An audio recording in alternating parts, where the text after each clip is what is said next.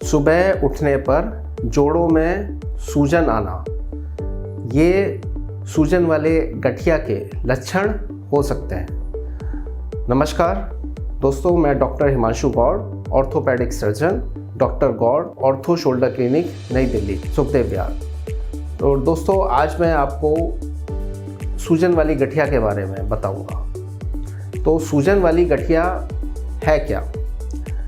इसमें सुबह के उठने पर जोड़ों में सूजन आती है और जोड़ों में दर्द हो सकता है और जोड़े लाल, यानी कि जोड़े लाल भी हो सकते हैं। बाहर से आपको जो स्किन होती है जोड़ों की, वो आपको लाल लाल दिख सकती है।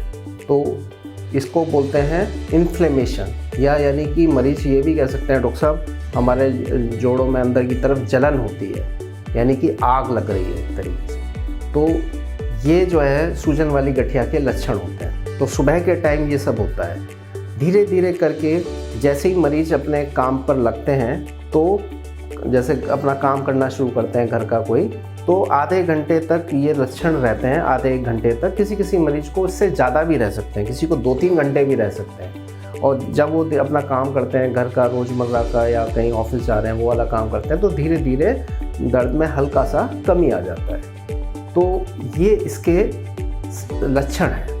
तो इसका और क्या, किस कारण से ये होती है, अब हम इसके ऊपर आते हैं। सूजन वाली गठिया, जिसको हम बोलते हैं इन्फ्लेमेटरी आर्थराइटिस। तो इसके कारण हैं, सबसे प्रमुख कारण जो है वो है रूमेटॉइड आर्थराइटिस, यानी कि रूमेटॉइड आर्थराइटिस। इसमें ये सारी डिजीज़ें जो मैं आपको बता रहा हूँ, बीमारियाँ, ये सब ऑटो इम्यून डिजीज़ हैं। ऑटो इम्यून का मतलब क्या है? ऑटो इम्यून का मतलब यह है कि हमारे शरीर की जो कोशिकाएं होती है, जो कि लड़ती हैं बैक्टीरिया से, वायरस से, वही हमारे कह लो कि हमारे जोड़ों के खिलाफ हो जाती है, यानी कि हमारे जोड़ों पे अटैक कर देती है। तो जब जोड़ों पे वो कोशिकाएं जो कि बैक्टीरिया वायरस पे अटैक करती थी, जो कि हमें वहाँ से बचाती थी इन्फेक्शन होने से, वही सेल्स जो है हमारे शरीर की खुद की कोशिकाएं, वो हमारे जोड़ों पे अटैक कर देती हैं। तो इसकी वजह से हमारे जोड़े जो है सूजने लगते हैं, धीरे धीरे डैमेज होने लगते हैं, ख़राब होने लगते हैं और लाल होने लगते हैं बाहर से, और अंदर से आग सी आती है। ठीक है। तो अब जो है जैसे मैंने बताया कि इसके कारण हैं, और ये किसी को भी हो सकता है। तो कोई ये ना सोचे कि छोटी उम्र में नहीं होता या बड़ी उम्र में नहीं होता, ये किसी भी उम्र में हो सकती है। ये बीमारी किसी भी उम्र में हो सकती है। तो सबसे पहले हम रूमेटॉइड आर्थराइटिस के बारे में बात करते हैं। रूमेटॉइड आर्थराइटिस, जिसको सामान्य भाषा में लोग गठिया बाह भी कहते हैं। तो इसमें क्या होता है कि जोड़ों में दर्द होता है, और वो एक से अधिक जोड़ों में हो सकता है, और ज़रूरी नहीं है, किसी को एक जोड़े में भी हो सकता है। तो एक जोड़े में अगर गठिया होता है, उसको हम बोलते हैं मोनो आर्थराइटिस, यानी कि सिर्फ एक जोड़े में हो रहा है। अगर 2 से 4 जोड़े में दर्द होता है, सूजन आती है, तो उसको हम बोलते हैं ओलिगो आर्थराइटिस। और एक होता है जो 5 जोड़ों या उससे अधिक जोड़ों में, यानी कई सारे जोड़ों में जिसमें दर्द आता है, उसको हम बोलते हैं पॉली आर्थराइटिस। तो ये गठिया के प्रकार हैं, जितने जोड़ों में होगी उसके आधार पर। आरए के अलावा, यानी कि रूमेटॉइड आर्थराइटिस के अलावा और कौन सी गठिया हो सकती है? एक होती है एंकाइलोजिंग स्पॉन्डाइलाइटिस। तो एंकाइलोजिंग स्पॉन्डाइलाइटिस क्या होती है? इसमें क्या होता है कि आपकी जो कमर होती है, यानी कि पीछे की साइड में कमर, लोअर बैक में काफ़ी ज़्यादा स्टिफनेस आती है। मरीज क्या कहते हैं कि मैं सामने झुक नहीं सकता, मैं अपना सामान भी ज़मीन पे झुक के उठा नहीं सकता, और यानी कि उनको काफ़ी परेशानी आती है, रोज़मर्रा के काम करने में दिक्कत आती है। सुबह के टाइम वो चल नहीं पाते हैं, कमर एकदम अकड़ी रहती है, और कई बार सांस लेने में भी दिक्कत आती है, क्योंकि ये सामने का हिस्सा जो होता है चेस्ट का, ये भी स्टिफ हो जाता है, तो उनको सांस लेने में भी कई बार तकलीफ आ सकती है। तो ये जो बीमारी होती है एंकाइलोजिंग स्पॉन्डिलाइटिस, ये रीढ़ की हड्डी की गठिया है। इसका हमने एक वीडियो बनाया हुआ है, वो आप हमारे यूट्यूब चैनल पे देखें। तो इसमें जो होता है, एक टेस्ट हम कराते हैं जिसको हम बोलते हैं HLA-B27। तो ये एक टेस्ट होता है, ये पॉजिटिव आता है ऐसे मरीजों में। कई बार ये नेगेटिव भी आ सकता है। तो अगर नेगेटिव आता है तो भी ये, इसका मतलब ये नहीं है कि ये पॉजिटिव आ रहा है तभी हमको ये वाला गठिया होगा। अगर ये नेगेटिव आ रहा है तब भी ये गठिया हो सकता है। इसको हम बोलते हैं सीरो नेगेटिव स्पॉन्डाइलो आर्थ्रोपैथी। तो ये भी एक बीमारी है, ठीक है। तो ज़रूरी नहीं है HLA-B27 आपका हमेशा पॉजिटिव आए, कई बार ये नेगेटिव भी आता है। तो इसका मतलब ये नहीं है कि हमको गठिया नहीं है, हो सकता है तब भी आपको गठिया। तो इसके लिए MRI भी हम कराते हैं एंकाइलोजिंग स्पॉन्डिलाइटिस के लिए, स्पाइन का LS स्पाइन का MRI कराते हैं, जिसमें कि सैक्रोइलियक जॉइंट SI जॉइंट बोलते हैं, उनका भी इसमें पिक्चर होता है। तो उससे हमें पता चलता है कि कितना जो है डैमेज हो चुका है जोड़ों का। तो इसके अलावा एक और प्रकार है गठिया का जिसको हम बोलते हैं यूरिक एसिड का बढ़ना, जैसे कि गाउट। तो ये किन मरीजों में बढ़ता है? जो जंक फूड खाते हैं, जो कि अल्कोहल ज़्यादा लेते हैं या कोल्ड ड्रिंक्स ज़्यादा पीते हैं, ऐसे मरीजों को गाउट्स बहुत ज़्यादा हो सकता है, यूरिक एसिड बढ़ सकता है। तो या फिर नॉनवेज जो ज़्यादा लेते हैं उनमें भी हो सकता है। इसके अलावा एक और होता है गठिया का प्रकार जो कि इन्फेक्शन से हो सकता है। तो इन्फेक्शन से कैसे हो सकता है कि आपको मान लो कोई वायरल इन्फेक्शन हुआ या बैक्टीरियल इन्फेक्शन हुआ, तो उसके बाद भी ये हो सकता है। जैसे कि कई सारे मरीज हमारे पास आते हैं कि डॉक्टर साहब हमको चिकनगुनिया हुआ था, और चिकनगुनिया के बाद डॉक्टर साहब वो 5 साल पहले हुआ था, तभी से हमारे सारे जोड़ों में दर्द रहता है। तो ऐसे हमारे पास कई सारे मरीज ये लक्षण लेके आते हैं। तो ये भी इन्फ्लेमेटरी यानी कि सूजन वाली गठिया का प्रकार होता है ये। इसके अलावा और क्या हो सकता है? इसके अलावा सोरियाटिक आर्थराइटिस हो सकती है। तो और भी कई सारी गठिया के कई सारे प्रकार हैं, लेकिन मैंने आपको जो है प्रमुख कारण जो है वो बताया है। तो इसका इलाज क्या है?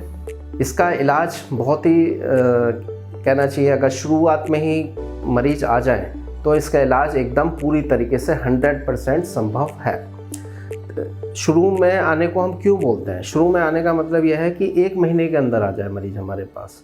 तो 1 महीने के अंदर अगर कोई मरीज हमारे पास आ गए तो उसमें ये होता है कि जो गठिया की वजह से जो जॉइंट जो ख़राब होना था, यानी कि घिसना था या डैमेज होना था, एक तरीके से एक आम भाषा में कहें जोड़ों को गठिया खा जाती है, तो वो जो है उतना डैमेज नहीं होता है। तो शुरुआत में अगर मरीज आ जाते हैं तो आजकल बहुत अच्छी दवाइयाँ आती है, लेटेस्ट टेक्निक्स की दवाइयाँ हैं, कई सारी चीज़ें हैं। तो उसमें हम जो है वो वाली दवाइयाँ देते हैं जिनके साइड इफ़ेक्ट्स भी ना के बराबर हैं, यानी कि बहुत ही मामूली से अगर होते हैं तो, वरना तो सुपरविज़न में हम सारी दवाइयाँ देते हैं मरीजों की जांच कराकर उसके अकॉर्डिंग, और उसमें ज़्यादातर मरीजों को दवाइयों से ही काफ़ी आराम आ जाता है। और इसमें स्टेरॉइड्स वगैरह का भी, जो बहुत से लोग बोलते हैं कि स्टेरॉइड्स देते हैं, तो हम बहुत कम मरीजों को स्टेरॉइड्स की ज़रूरत पड़ती है।